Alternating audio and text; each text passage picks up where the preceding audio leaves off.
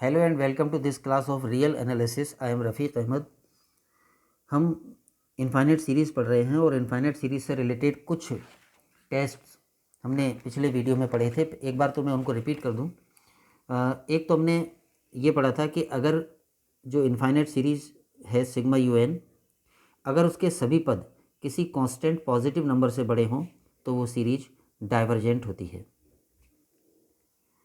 एक negative test के रूप में हमने पढ़ा था कि अगर limit n tends to infinity of U N, यानी श्रेणी के nवें पद पर सीमा लगा दें n टेंस टू इन्फिनिटी, और ये एक नॉन ज़ीरो नंबर आ जाए, चाहे अनंत ही आ जाए वो भी नॉन ज़ीरो है, मतलब शून्य के अलावा कुछ भी आ जाए, तो उससे ये सिद्ध हो जाता है कि ये सीरीज नॉट कन्वर्जेंट है, कन्वर्जेंट नहीं है। अब नॉट कन्वर्जेंट है तो क्या होगी?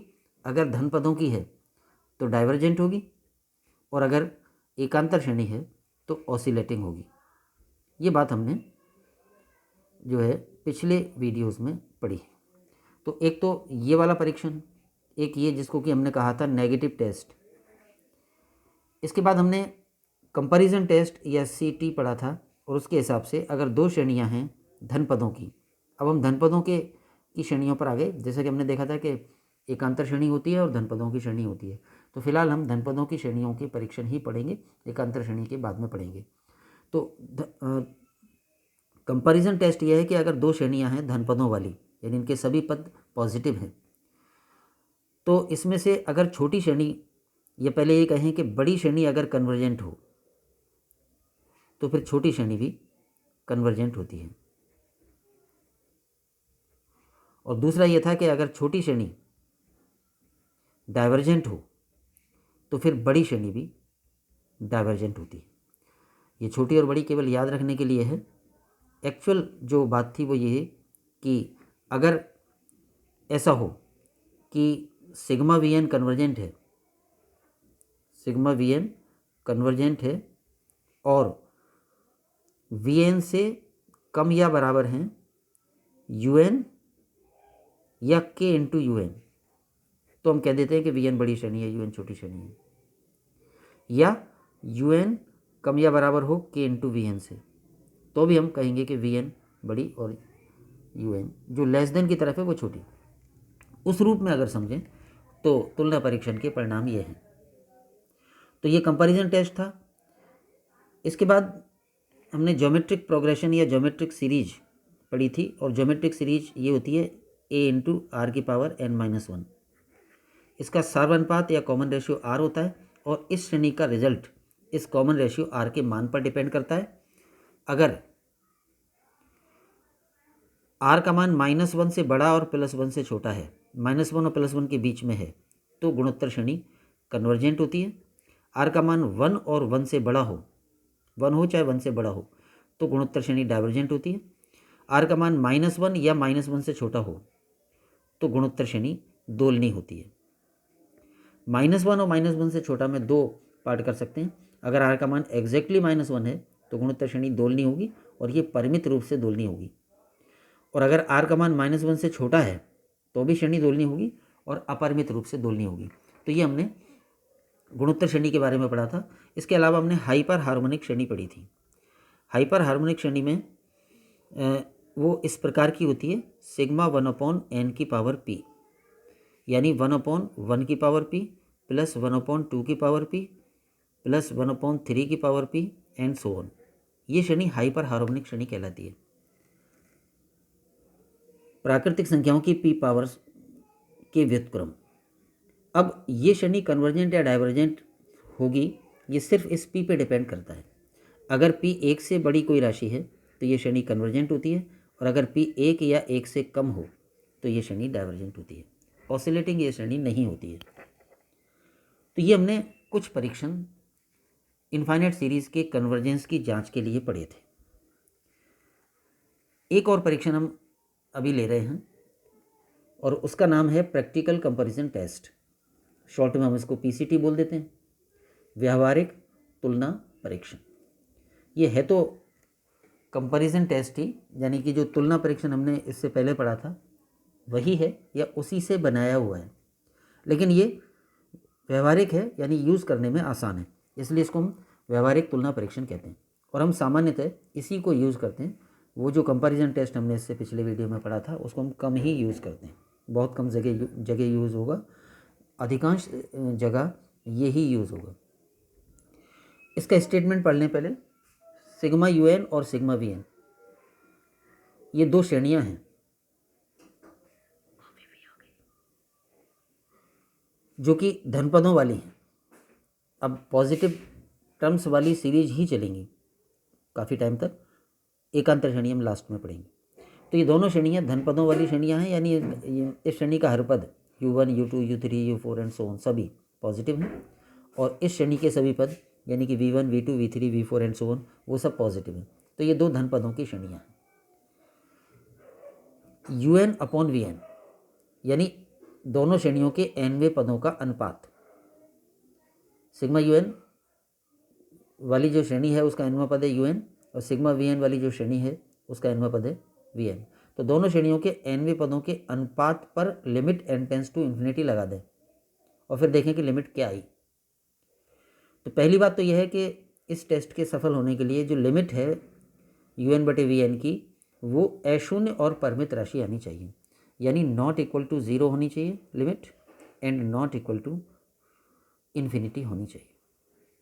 अनंत भी नहीं होनी चाहिए और शून्य भी नहीं होनी चाहिए, माइनस अनंत भी नहीं होनी चाहिए। हालांकि माइनस अनंत आएगी नहीं क्योंकि ये धनात्मक पद हैं और धनात्मक पदों का अनुपात भी धनात्मक होगा और उसकी सीमा फिर माइनस अनंत तो आ नहीं सकती। तो UN/VN की लिमिट क्या आ जाए, शून्य और अनंत के अलावा कुछ भी आ जाए, तब इस टेस्ट का निष्कर्ष ये है कि अगर ऐसा है तो दोनों श्रेणियां फिर एक जैसी होती हैं, समान प्रकृति की होती हैं। और समान प्रकृति की होने का मतलब है कि या तो दोनों ही कन्वर्जेंट होंगी या फिर दोनों ही डाइवर्जेंट होंगी। तो बस इतना पता लगता है कि दोनों एक जैसी होंगी। अब अगर हमें UN वो श्रेणी है जिसकी जांच करनी है और VN हम अपनी तरफ से एक श्रेणी माने जिसको कि हम बोलेंगे सहायक श्रेणी या हेल्पिंग सीरीज, तो VN हम अपनी तरफ से ऐसी श्रेणी मानेंगे जिसका परिणाम हमें पता हो कि वो कन्वर्जेंट है या डाइवर्जेंट है। और सामान्यतः ये श्रेणी हाइपर हार्मोनिक श्रेणी मानी जाती है। हम अपनी तरफ से सिग्मा VN लेंगे, सिग्मा UN तो वो श्रेणी है जिसकी जांच करनी है, और सिग्मा VN हम अपनी तरफ से लेंगे और सिग्मा VN में nवां पद VN ऐसा मानेंगे ताकि ये लिमिट अशून्य और परिमित राशि आ जाए। तो उसके बाद जैसी सिग्मा VN की नेचर होगी वैसी ही फिर सिग्मा UN की आ जाएगी। यानी कि अगर जो सिग्मा VN हमने ली थी वो कन्वर्जेंट थी तो सिग्मा UN भी कन्वर्जेंट हो जाएगी, और सिग्मा VN अगर हमने डाइवर्जेंट ली थी तो सिग्मा UN भी डाइवर्जेंट हो जाएगी। तो यहाँ पे सिग्मा UN वो श्रेणी है जिसकी हमें जांच करनी है और सिग्मा VN हमें खुद माननी है, और वो सामान्यतः हम हाइपर हार्मोनिक श्रेणी मानेंगे। तो ये प्रैक्टिकल कंपैरिजन टेस्ट या व्यवहारिक तुलना परीक्षण है। यहाँ हम जो परीक्षण लिखते जा रहे हैं उसको विराम देते हैं। धनपदों की श्रेणियों के अभिसरण के परीक्षण के और भी बहुत सारे टेस्ट हैं जिनमें डीएलेम्बर्ट टेस्ट है, रॉबे टेस्ट है, लॉग टेस्ट है, डिमॉर्गन टेस्ट है, गॉस टेस्ट है, कॉशी रूट टेस्ट है, कॉशी कंडेंसेशन टेस्ट है। तो बहुत सारे टेस्ट हैं, लेकिन फ़िलहाल हम इतने ही हमने परीक्षण लिखे हैं 6, और अभी 1-2 वीडियोस में हम जितने ये परीक्षण हम अब तक लिख चुके उन्हीं पर आधारित क्वेश्चंस लेंगे, यानी वही क्वेश्चंस लेंगे जो इन परीक्षणों से सॉल्व हो जाते हैं। इसके बाद डीएलेम्बर्ट टेस्ट से आगे के परीक्षण हम बाद में लेंगे। तो अभी जिन बातों के आधार पर हमें गुणोत्तर श्रेणियों को हल करना है, यानी कि दी गई गुणोत्तर श्रेणी की कन्वर्जेंस की जांच करनी है, वो क्या क्या होंगे। सीधे श्रेणियों का योग करके, सीधे अगर हम श्रेणी का योग कर लें जो कि मूल परिभाषा है श्रेणी की, अगर श्रेणी के सभी अनंत पद जोड़े जा सकते हों तो उनका जोड़ ही कर लें, और जोड़ अगर एक अद्वितीय परिमित राशि आ जाए तो ये श्रेणी कन्वर्जेंट कहलाती है, जोड़ अगर अनंत या माइनस अनंत आ जाए तो डाइवर्जेंट कहलाती है, और श्रेणी के सभी पदों का योग अद्वितीय ना हो तो श्रेणी ऑसिलेटिंग कहलाती है। तो एक तरीका तो सबसे पहला वही बन जाता है। दूसरा, इसके आंशिक योगफलों का अनुक्रम जो होता है SN, उसकी सीमा ज्ञात करके कर सकते हैं। अनुक्रम श्रेणी के सभी पदों का योग और आंशिक योगफलों के अनुक्रम की सीमा एक ही बात होती है, तो इससे भी कर सकते हैं कि ये अनुक्रम को कन्वर्जेंट कर दें तो श्रेणी कन्वर्जेंट हो जाएगी, अनुक्रम डाइवर्जेंट सिद्ध हो जाए तो श्रेणी डाइवर्जेंट सिद्ध हो जाएगी। तो दूसरा तरीका ये भी बनता है। इसके बाद ये वाला तरीका कि सभी पद धनात्मक पद से बड़े हों तो डाइवर्जेंट होगी, अगर ये तरीका लग जाए तो ये लगा दें। फिर नेगेटिव टेस्ट लग जाए तो वो लगा दें कि nवें पद की सीमा निकालें और वो अशून्य आ जाए तो सिद्ध हो जाएगा कि श्रेणी कन्वर्जेंट नहीं है। उसके बाद तुलना परीक्षण और व्यवहारिक तुलना परीक्षण। उससे पहले दो पर्टिकुलर टाइप की सीरीज कि हम ये भी देख लें कि दी गई श्रेणी एक गुणोत्तर श्रेणी है क्या। अगर वो गुणोत्तर श्रेणी है तो उसके सारवनपात से उसका पता लग जाएगा कि वो कन्वर्जेंट है या डाइवर्जेंट है। और अगर वो हाइपर हार्मोनिक श्रेणी है तो उसके पी का मान कितना है उससे पता लग जाएगा कि वो श्रेणी कन्वर्जेंट है कि डाइवर्जेंट है। तो इन बातों और इसके अलावा प्रैक्टिकल कंपैरिजन टेस्ट, इन बातों के आधार पर हम कुछ क्वेश्चंस करेंगे और उसके बाद अगले परीक्षण लेंगे। तो एग्जाम्पल्स या क्वेश्चंस कुछ भी कह लें इनको, सभी में क्या करना है, श्रेणी दे रखी होगी और दी गई श्रेणी के अभिसरण की जांच करनी है। अभिसरण की जांच करनी है का मतलब हमें यह पता लगाना है कि दी गई श्रेणी कन्वर्जेंट है या डाइवर्जेंट है। तो इसके लिए हम कुछ क्वेश्चंस ले रहे हैं। पहला क्वेश्चन लें, सिग्मा UN एक श्रेणी है जिसके पद ये दे रखे हैं, 1/2 पहला पद है, 1+a/2+a दूसरा है, 1+2a/2+2a तीसरा है, एंड सो ऑन। nवां पद ये हो जाएगा 1+n-1 × a/2+n-1 × a, जहाँ पे ये जो a है वो एक फिक्स धनात्मक संख्या है, दे रखा है। अब इस श्रेणी के अभिसरण की जांच करनी है।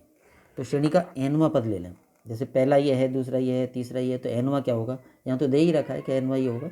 नहीं दे रखा हो तो हम इन पदों में किस प्रकार से परिवर्तन होते जा रहे हैं उसके आधार पे nवां पद क्या बनेगा वो लिख लेते हैं। तो यहाँ तो दे ही रखा है कि nवां पद ये है, तो ये श्रेणी का nवां पद है। अब इसकी जांच करनी है कि श्रेणी कन्वर्जेंट है कि डाइवर्जेंट है। तो यहाँ पर हम देख रहे हैं कि हमने जो अभी तक पढ़े उनमें से कौन सा परीक्षण लग रहा है। यहाँ पर एक बात दिख रही है कि ये जो अंश और हर वाले पद हैं nवें पद के मान में अंश से हर ज़्यादा होगा, एक अधिक होगा। n-1 × a तो इसमें भी है और n-1 × a इसमें भी, यहाँ पर 1 है यहाँ 2 है, तो हर की वैल्यू ज़्यादा होगी अंश से, यानी 1+n-1 a से बड़ा होता है 2+n-1 a, और इसलिए अंश बटे हर वाली ये राशि 1 से बड़ी हो जाएगी। इसमें थोड़ा सा सही नहीं हुआ ये,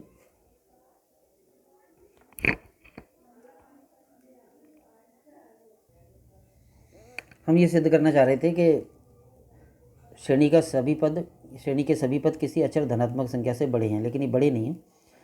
हम ऐसा लग रहा था कि 1 से बड़े हैं, लेकिन 1 से बड़े नहीं हैं, छोटे हैं 1 से, क्योंकि अंश छोटा है हर बड़ा है। तो फिर हम वो वाला परीक्षण न लगा के नेगेटिव टेस्ट लगाएंगे। तो नेगेटिव टेस्ट में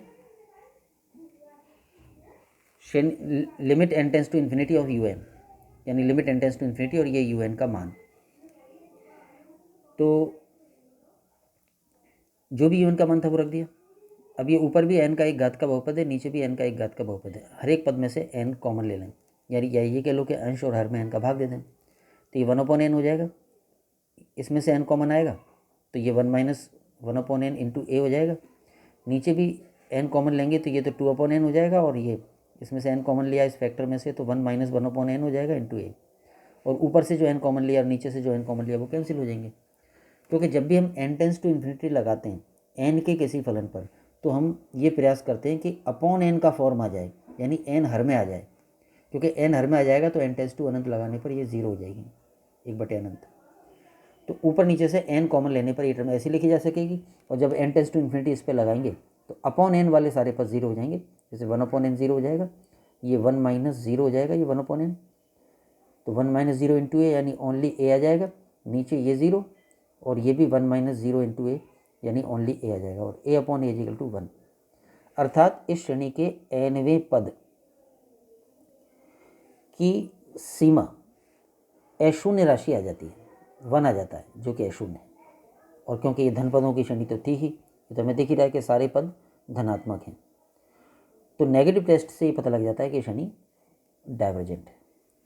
लिमिट अशून्य आ जाने से तो ये पता लगता है कि कन्वर्जेंट नहीं है। अब कन्वर्जेंट नहीं है तो क्या होगी, डाइवर्जेंट या ऑसिलेटिंग, लेकिन क्योंकि ये धन पदों की श्रेणी है इसलिए ऑसिलेटिंग होगी नहीं, तो फिर डाइवर्जेंट ही होगी। तो ये नेगेटिव टेस्ट से हमने इसको किया है। दूसरा क्वेश्चन लेते हैं। इसमें श्रेणी के पद इस प्रकार हैं, ये श्रेणी है, ये इसके पद हैं, 1/1 × 2, ये इंटू है, डॉट नहीं है, यानी दशमलव नहीं है, 1 × 2, 2 × 3, 3 × 4, n × n+1, तो ये श्रेणी के पद हैं और इस श्रेणी के अभिसरण की जांच करनी है।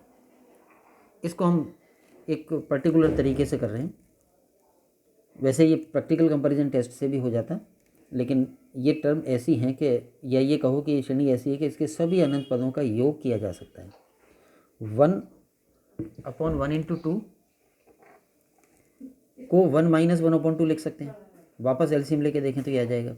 1/2 × 3 को 1/2 - 1/3 लिख सकते हैं। जैसे 2 × 3 एलसीएम आएगा, 3 - 2 ये टर्म आ जाएगी। 1/3 × 4 को इस रूप में व्यक्त कर दिया। इसी तरह से 1/n × n+1 को लिख दिया 1/n - 1/n+1। तो इन संख्याओं को पर्टिकुलर रूप में दो पदों के डिफरेंस के रूप में व्यक्त कर दिया। उसके बाद हम देख रहे हैं कि 1/2 से +1/2 कैंसिल हो जाएगा, -1/3 से +1/3 कैंसिल हो जाएगा, -1/4 से अगला, एंड सो ऑन। यानी प्रत्येक ब्रैकेट के सेकंड टर्म से अगले ब्रैकेट की फर्स्ट टर्म कैंसिल हो जाएगी, तो सारे ही पद कैंसिल हो जाएंगे, ओनली पहला बचेगा। इसका मतलब क्या हुआ कि श्रेणी के इन सब पदों का योग कितने के बराबर है? 1 के बराबर। और 1 क्या है? एक अद्वितीय परिमित राशि। तो जब श्रेणी के सभी पदों का योग ही एक अद्वितीय परिमित राशि आ गया, तो इससे स्पष्ट है कि श्रेणी कन्वर्जेंट है। तीसरा ले हम सिग्मा UN। ये एक श्रेणी है और उसका nवां पद ये दे रखा है। nवां पद है 1/2 की पावर n - 1 प्लस -1 की पावर n - 1, यानी nवां पद ये है सभी n के मानों के लिए। और इस श्रेणी के अभिसरण की जांच करनी है। हम इसका आंशिक योगफलों का अनुक्रम तैयार करके और सिद्ध करेंगे कि ये श्रेणी दोलनीय है। तो इस श्रेणी के आंशिक योगफलों का अनुक्रम Sn मान लिया। तो आंशिक योगफलों के अनुक्रम का nवां पद क्या होता है? श्रेणी के प्रथम n पदों का योग, यानी श्रेणी का पहला पद दूसरा पद से लेकर nवें पद तक के योग को हम Sn कहते हैं। तो Sn आंशिक योगफलों का अनुक्रम बनता है। इसमें मान रख दें U1 कितना होगा? 1 + 1। कहाँ से आया? यहाँ से। n बराबर 1 रखो तो U1 आएगा। n बराबर 1 रखेंगे तो ये टर्म 1 हो जाएगी, और n बराबर 1 रखने पर ये टर्म -1 की पावर 0 यानी 1 हो जाएगी। तो श्रेणी का पहला पद यहाँ से n बराबर 1 रखने पर आ गया 1 + 1। दूसरा पद U2 कितना आएगा? वो यहाँ n बराबर 2 रख के आ जाएगा। n बराबर 2 रखेंगे तो -1 की पावर 1 आएगा, जो कि -1 ही होता है। n बराबर 3 रखने पर ये तो हो जाएगा 1/2 की पावर 2, n बराबर 3 रखने पर, और ये हो जाएगा -1 की पावर 2, जो कि +1 होता है। तो इस तरह से श्रेणी के पहला, दूसरा, तीसरा और ये nवां n पद लिख दिए। इन सब का योग जो है वो Sn होगा। इन सब को जोड़ने के लिए हम सभी ब्रैकेट्स की फर्स्ट टर्म अलग कर ली, 1, 1/2, 1/2 का स्क्वायर अप टू 1/2 की पावर n - 1, वो अलग कर लिए, प्लस सबकी सेकंड टर्म अलग जोड़ दी। इसकी 1, इसकी -1, फिर अगले की 1, फिर अगले की -1 और लास्ट वाली है, ये अलग अलग जोड़ दी। ये गुणोत्तर श्रेणी बन जाती है, जिसका पहला पद 1 और सार अनुपात 1/2 है। तो 1 - r की पावर n बटे 1 - r, ये गुणोत्तर श्रेणी के इतने पदों यानी n पदों का योग आ गया। और ये 1 - 1, 1 - 1, 1 - 1, इन सब का योग कितना आएगा? ये डिपेंड करेगा कि कुल कितने हैं। ये कितने हैं वो तो स्पष्ट है कि n पद हैं, लेकिन n सम है कि विषम है? हम जानते हैं कि अगर 1 - 1, 1 - 1 जोड़ते चले जाएं,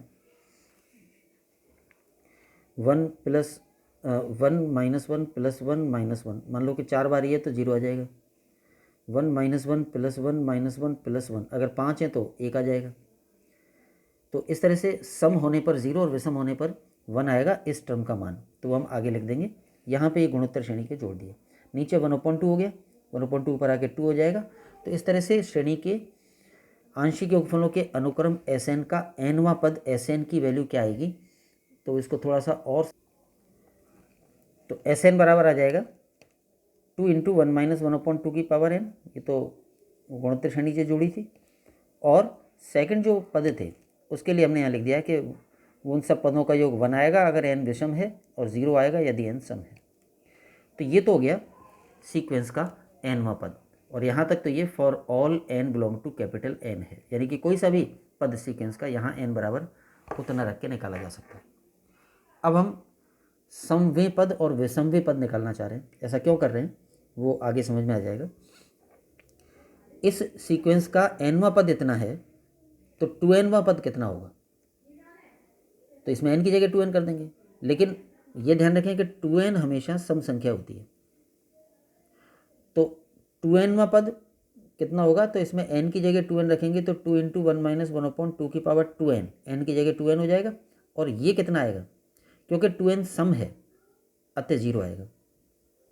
ये उनका योग है 1 - 1 + 1 - 1 + 1 - 1 कितनी बार, 2n बार, तो वो 0 आएगा। तो ये समवेय पद प्राप्त हो गए इस अनुक्रम के। और इसी तरह से विषमवेय पद 2n - 1 विषम होता है, n बराबर 1 रखेंगे तो ये 1 हो जाएगा, n बराबर 2 रखेंगे तो 3, n बराबर 3 रखेंगे तो ये टर्म 5 हो जाएगी। 1 3 5 7 ये जो पद हैं 1 3 5 7 9 एंड सो ऑन, इनका व्यापक रूप है 2n - 1। तो ये विषम होता है 2n - 1 हमेशा। तो 2n - 1 वह पद इस अनुक्रम का क्या होगा, तो इसमें तो n की जगह 2n - 1 आ जाएगा, बाकी एज इट इज। और क्योंकि 2n - 1 विषम है तो इधर से 1 आएगा, यानी 1 - 1 1 - 1 1 - 1 2n - 1 बार, यानी विषम बार, तो उनका योग 1 आएगा। ये 2n वां पद आ गया और ये 2n - 1 वां पद आ गया, यानी ये समवेय पद और ये विषमवेय पद आ गए इस अनुक्रम के। अब ऐसा क्यों किया है या ये क्यों निकाले वो आगे समझ में आ जाएगा। 2nवें पदों की सीमा ज्ञात करें। Limit n tends to infinity of s2n, यानी limit n tends to infinity of ये s2n का मान रख दिया, ये वाला n टेंड्स टू अनंत लगाएंगे तो नीचे 2 की पावर अनंत यानी अनंत ही आएगा, और 1/, अनंत 0 होता है, तो ये वैल्यू हो जाएगी 2 × 1 - 0। n टेंड्स टू इन्फिनिटी लगाने पर 1/n या n² टाइप का कोई भी पद या 1/2 की पावर n टाइप का पद वो टेंड्स टू 0 हो जाता है n टेंड्स टू इन्फिनिटी लगाने पर। तो ये सीमा 2 आ गई। इसका मतलब है कि ये जो Sn था अनुक्रम, S2n उसका उपानुक्रम बन जाता है, और उपानुक्रम S2n की सीमा 2 आ गई। इसका मतलब उपानुक्रम S2n 2 को अभिसरित होता है, उपानुक्रम S2n 2 को अभिसरित होता है। थोड़ी सी बात को और हम रफली भी समझ लें। ये जो सीक्वेंस Sn है इसके पद हो जाएंगे S1 S2 S3 S4 and so on. तो फिर S2n क्या बनेगा, S2n में n बराबर 1 2 3 4 5 रखते जाएं, n बराबर 1 रखेंगे तो ये हो जाएगा S2, n बराबर 2 रखेंगे तो ये हो जाएगा S4, n बराबर 3 से S6, n बराबर 4 से S8 एंड सो ऑन। तो ये क्या है, ये इस वाले अनुक्रम का उपानुक्रम है। इस अनुक्रम से पहला दूसरा चौथा छठा आठवां पद लेके बनाया, तो ये उपानुक्रम है। और S2n - 1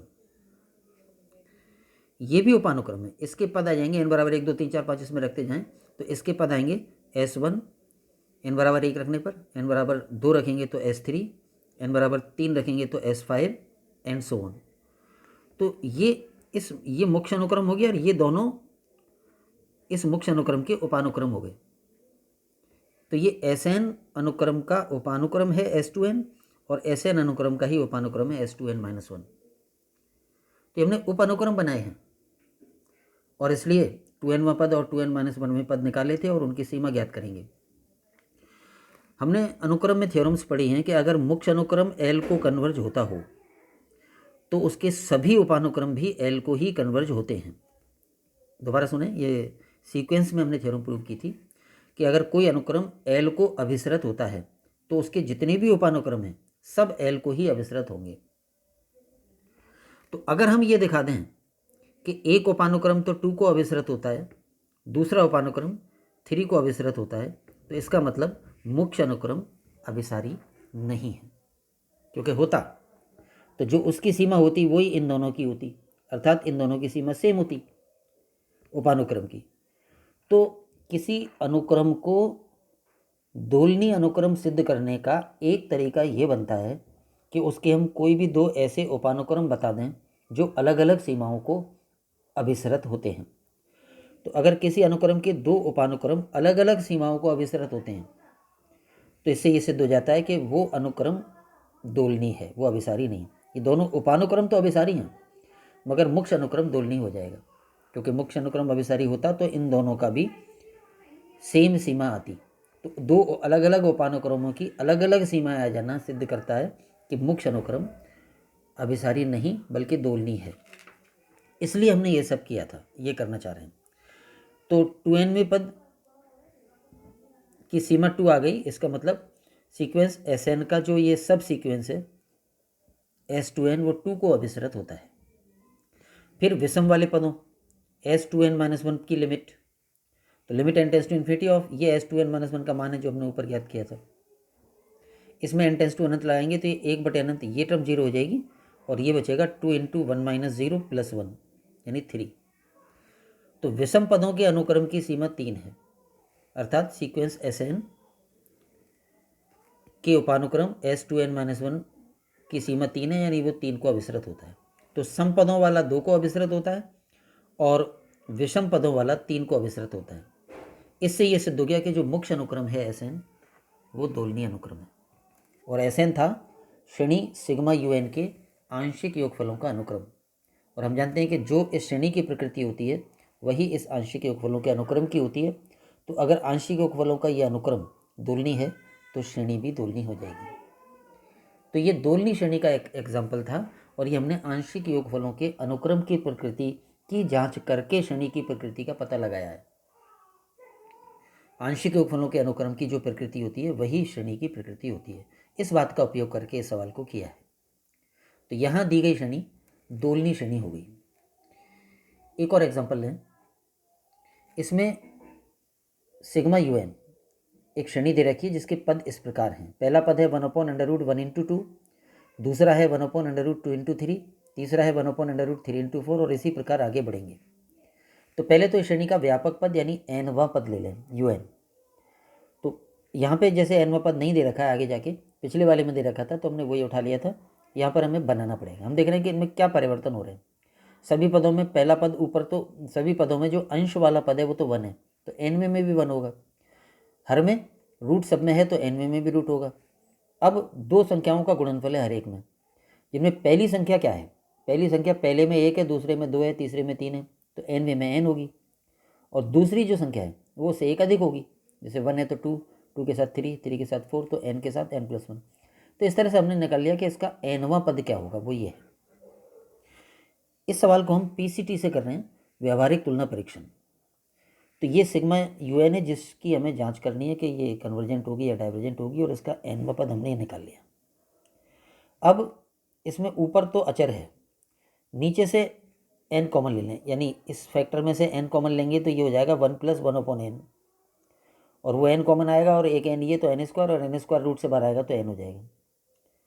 तो इसमें से 1/n बाहर आ गया और ये पूरी टर्म 1/n के रूप में प्राप्त हो गई। यही करेंगे हम। इसको व्यापक रूप में भी हम बाद में समझ लेंगे कि कैसे करना है, फिलहाल इस सवाल को समझ लें।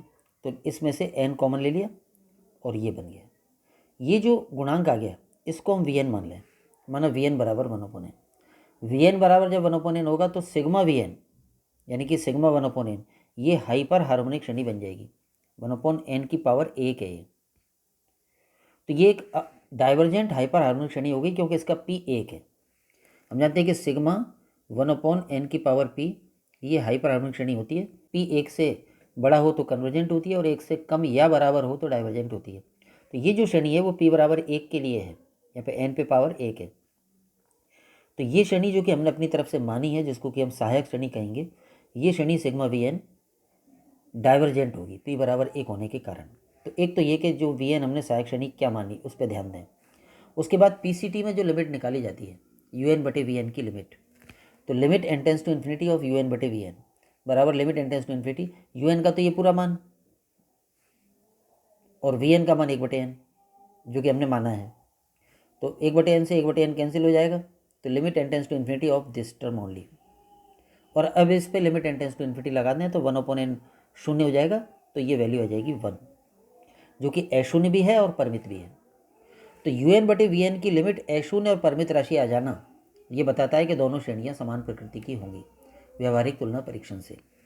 व्यवहारिक तुलना परीक्षण से यानी कि PCT से, प्रैक्टिकल कंपैरिजन टेस्ट से दोनों श्रेणियां समान प्रकृति की होंगी, ये तो पता लग जाता है PCT से।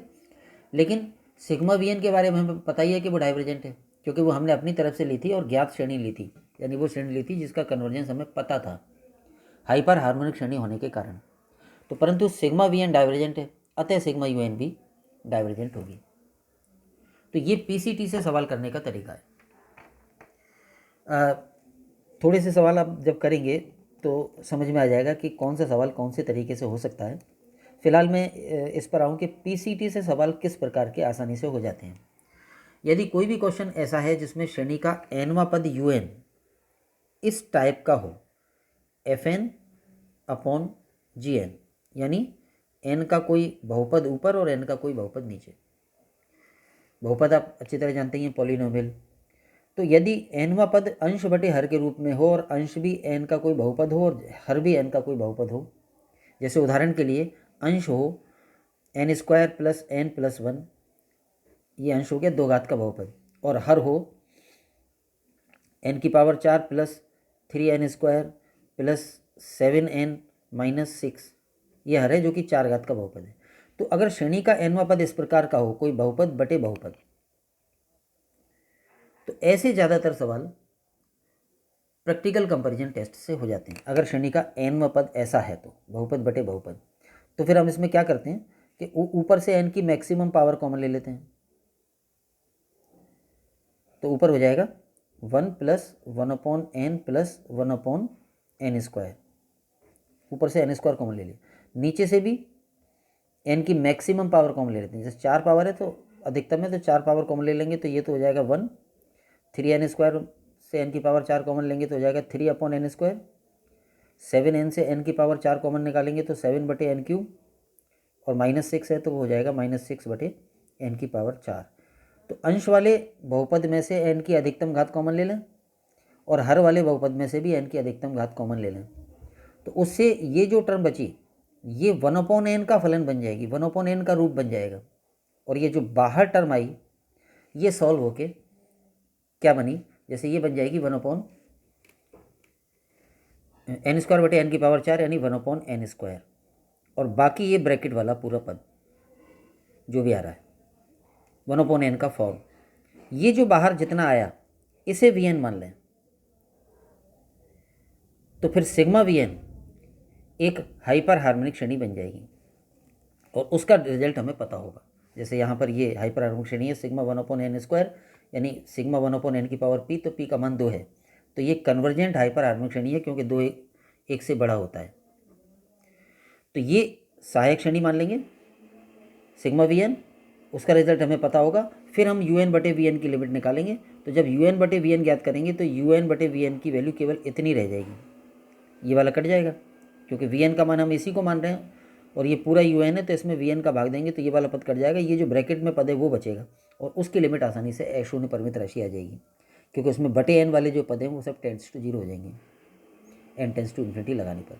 तो पीसीटी में ये तरीका है। अगर हम याद रखना चाहें कि vn किसे मानना है पीसीटी लगाने के लिए, तो ऊपर वाले पद जो कि बहुपद है और नीचे वाला पद जो कि बहुपद है, मैक्सिमम पावर कॉमन लेने के बाद बाहर जो टर्म बन जाएगी उसको vn मानना है, तो उस हमारा काम चल जाएगा और vn का रिजल्ट हमें पता रहेगा। तो अभी हमने जो क्वेश्चंस किए हैं उनमें व्यवहारिक तुलना परीक्षण का ये आखिरी वाला क्वेश्चन किया है, लेकिन अगले वीडियो में जितने क्वेश्चंस हम करेंगे वो अधिकांश क्वेश्चंस व्यवहारिक तुलना परीक्षण से ही करेंगे। तो इस वीडियो में इतना ही। Thanks to all. जय हिंद।